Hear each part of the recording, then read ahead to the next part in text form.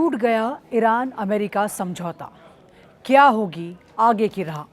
नमस्कार, बहुत बहुत स्वागत है न्यूज़ 18 इंडिया पर। मैं हूं आपके साथ सुरभि शेटपुरकर। अमेरिकी सेना ने बुधवार तड़के ईरान के खिलाफ नए और भीषण हवाई हमले शुरू कर दिए। अमेरिका ने ईरान में 80 से अधिक सैन्य ठिकानों को निशाना बनाया। अमेरिकी सेंट्रल कमांड के मुताबिक ये कार्रवाई स्ट्रेट ऑफ हॉर्मुज़ में अंतर्राष्ट्रीय व्यापारिक जहाज़ों पर किए गए ईरान के हमलों के जवाब में की गई। अमेरिका ने ईरान के air defence system, coastal radar, command and control centre, drone launch sites और इस्लामिक रिवॉल्यूशनरी गार्ड कॉर्प्स की 60 से ज़्यादा सैन्य नावों को नष्ट करने का दावा किया है। इस बीच अमेरिकी राष्ट्रपति डोनाल्ड ट्रंप का बड़ा बयान सामने आया। नाटो के शिखर सम्मेलन में हिस्सा लेने तुर्की पहुंचे ट्रंप ने कहा कि ईरान के साथ सीज फायर खत्म हो गया है और ईरान के साथ डील करना समय बर्बाद करना है। इस बीच नाटो महासचिव मार्क रूटे ने भी ईरान पर अटैक को ज़रूरी बताया। अमेरिकी हवाई हमलों के जवाब में ईरानी सेना ने बहरीन और कुवैत में स्थित अमेरिकी सैन्य ठिकानों पर 85 से अधिक मिसाइलें और ड्रोन दागने का दावा किया है।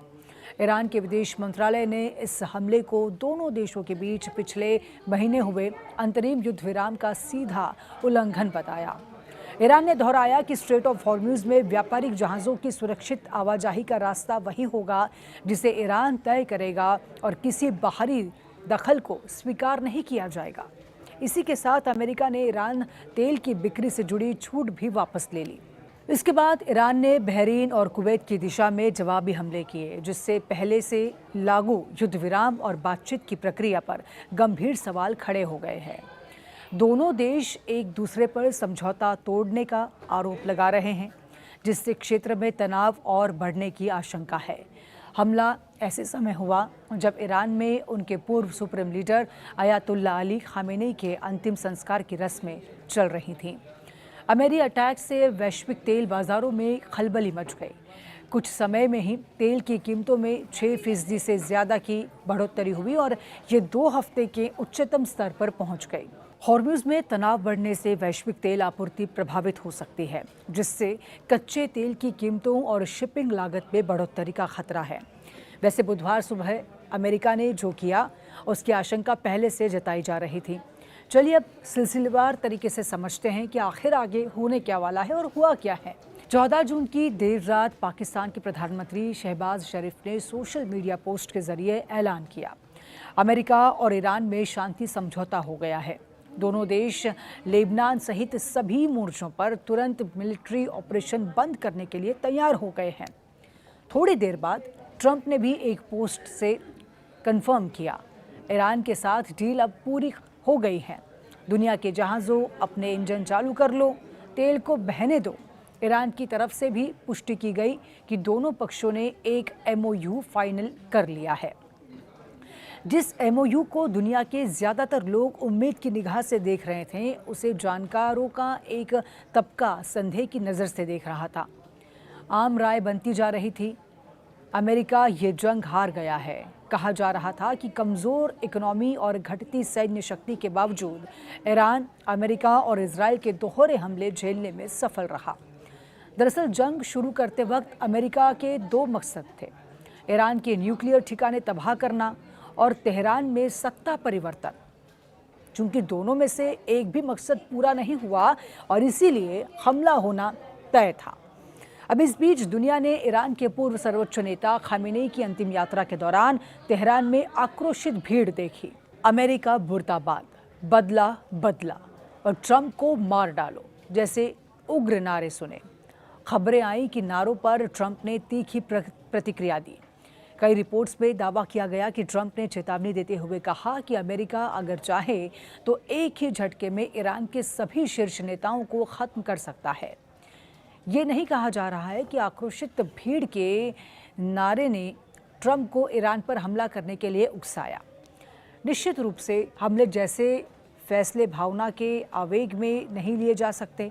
इसके पीछे बड़े भू राजनीतिक यानी कि जियोपॉलिटिकल कारण भी होते हैं।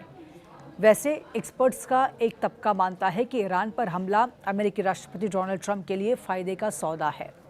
अब उनके इस नतीजे की वजह समझिए। पहली वजह, ईरान के खिलाफ सख्त रुख अपनाने और सैन्य कार्रवाई करने से ट्रंप अपने घरेलू समर्थकों के बीच एक बेहद शक्तिशाली और अमेरिका फर्स्ट नीति पर चलने वाले नेता के रूप में उभरते हैं। दूसरी वजह, अमेरिकी प्रशासन का प्राइमरी ऑब्जेक्ट ईरान की मिसाइल क्षमताओं को नष्ट करना और उसे परमाणु हथियार हासिल करने से रोकना है। सैन्य दबाव के जरिए वो ईरान को अपनी शर्तों पर झुकने या फिर बातचीत की मेज पर आने के लिए मजबूर कर सकते हैं। तीसरी वजह, काउंसिल ऑन फॉरेन रिलेशंस और दूसरे प्रमुख भू राजनीतिक विश्लेषणों के अनुसार सैन्य अभियानों के जरिए ईरान की सैन्य क्षमताओं को निशाना बनाने से उसकी क्षेत्रीय ताकत और प्रभाव को गंभीर रूप से कम किया जा सकता है। अब आगे क्या? अगर दोनों पक्ष सिर्फ शक्ति प्रदर्शन और जवाबी हमलों की नीति पर चलते रहें तो अविश्वास की खाई और गहरी होगी। ज्यादा चिंता इस बात की है कि सैन्य कार्रवाई और प्रतिशोध का ये सिलसिला कूटनीति के लिए उपलब्ध अवसरों को कमजोर न कर दे। ऐसे में भारत सहित दुनिया भर के देशों के लिए ये समय संतुलित कूटनीति अपनाने का है। भारत के अमेरिका, इजराइल, ईरान और खाड़ी देशों के साथ महत्वपूर्ण राजनीतिक और रणनीतिक संबंध हैं। इसीलिए उसे संवाद, अंतर्राष्ट्रीय कानून और शांतिपूर्ण समाधान का समर्थन जारी रखना चाहिए। साथ ही ऊर्जा सुरक्षा, रणनीतिक तेल भंडार और वैकल्पिक आयात स्रोतों को मजबूत करना भी राष्ट्रीय प्राथमिकता होनी चाहिए। वैसे इस मसले पर आपकी क्या राय है? कमेंट बॉक्स में हमें ज़रूर बताइएगा। बाकी खबरों के लिए जुड़े रहिए न्यूज़ 18 इंडिया के डिजिटल प्लेटफॉर्म से। मैं हूं सुरभि शिरपुरकर और स्क्रिप्ट लिखी थी जयशंकर ने। नमस्कार।